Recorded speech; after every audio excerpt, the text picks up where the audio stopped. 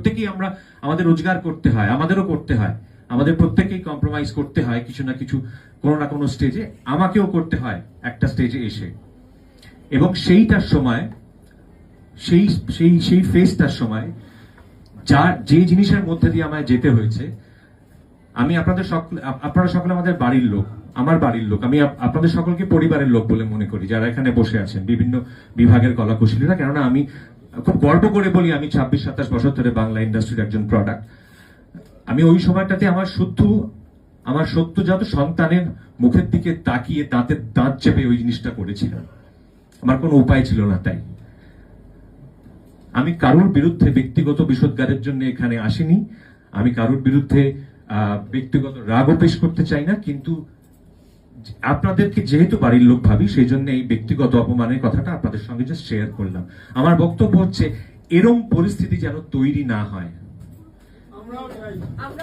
এরকম পরিস্থিতি তৈরি করতে দেবেন না। আর এখানে কে কোন দলের, কে কোন রঙের, তার উঠে প্লিজ সমালোচনা থাকতে পারে, কারুর কোনো কথায় কারুর খারাপ লাগতে পারে, কারুর কোনো কাজে কারুর খারাপ লাগতে পারে, কোনো না কোনো বডি থাকবে, সেই বডির সামনাসামনি বসে কথা হোক প্রত্যেকটা মানুষের।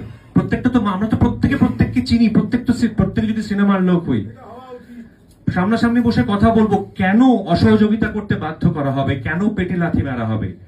আমরাও যেমন আপনাদের দেখবো, আপনারাও তো আমাদের দেখবেন, তবে না জিনিসটা হবে।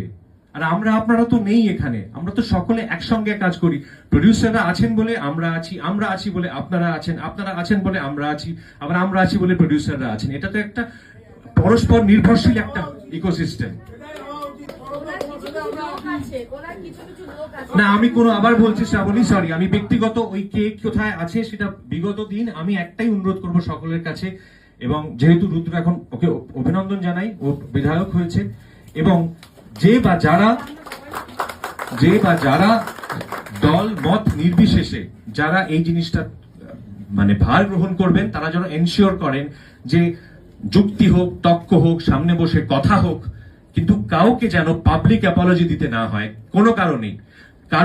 কাউকে যেন বয়কট না করা হয়, কাউকে যেন কর্মহীন না করে দেওয়া হয়। সেটা যেরকম একজন হেয়ার ড্রেসারের ক্ষেত্রেও সত্যি, সেটা একজন পরিচালকের ক্ষেত্রেও সত্যি, সেটা একজন প্রযোজকের ক্ষেত্রেও সত্যি।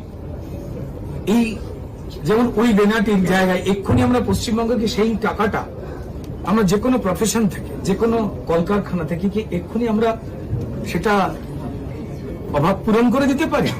মানে আমরা তো কেউ ঈশ্বর নই, তাই না?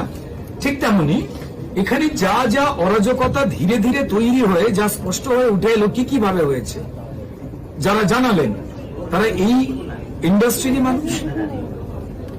এবং নতুন সরকার স্পষ্টতই পরিষ্কার বার্তা দিয়ে দিয়েছে যে এই অরাজকতার যে পরিবেশ, এই যে স্বৈরাচারের পরিবেশ, যেখানে গুলি করে অব্দি মেরে দেওয়া হবে টলিউড ইন্ডাস্ট্রিতে, যারা পরিচালনা করতেন তাদের ইচ্ছার সঙ্গে হ্যাঁ না মেলানে, পরিচালক হোক, অভিনেতা হোক, প্রযোজক হন, টেকনিশিয়ানস ভাই হন, তাদের মারধর করার কথা আপনারা শুনতে পেলেন। ব্যান করে দেবার কালচার, তার কাজ বন্ধ করে দাও, এই সমস্ত কিছুগুলো আউট। এই সময় বর্তমান সরকার যে দৃষ্টিভঙ্গি নিয়ে চলছেন, এবং বারবার আমাদের সম্মানীয় মুখ্যমন্ত্রী কড়াভাবে এবং স্পষ্ট করে বলে দিয়েছেন, এটা তো টলিউড ফিল্ম ইন্ডাস্ট্রি, কিন্তু এটা তো ভারতবর্ষের বাইরে বা পশ্চিমবঙ্গের বাইরের অন্য কোনো এটা দেশের মধ্যে পড়ে না। আমার দেশের যে নিয়ম, যে কানুন, তার মধ্যে থেকেই পুরোটা চলতে হবে। তারপর আমরা যেমন নিজস্ব অফিসের ক্ষেত্রে কিছু নিয়ম করি, যে আচ্ছা জুতোটা এখানে খুলবো, জলটা ওখান থেকে খেতে হবে, এইটা আমরা নিজেরা সাজাতে পারি, কেমন? কিন্তু বাকিটা এটা আমাদের নিজেদের নিয়ম চলবার, কিন্তু বাকি প্রত্যেকটি কাজই আমরা যাই করি না কেন সেটা কিন্তু ভারতীয় সংবিধান বলুন বা আমাদের আইন কানুন যা লেখা রয়েছে তার মধ্যেই কিন্তু ঘুরে ফিরে পড়ে।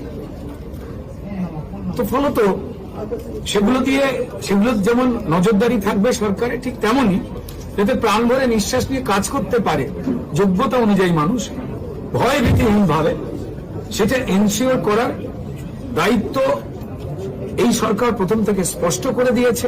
তাই একটা সম্পূর্ণ রাজনৈতিক ঘেরাটোপের যে বদ্ধ একটা জায়গা ছিল তার বাইরে আজকে বিভিন্ন মানুষ এখানে একত্রিত হয়েছে।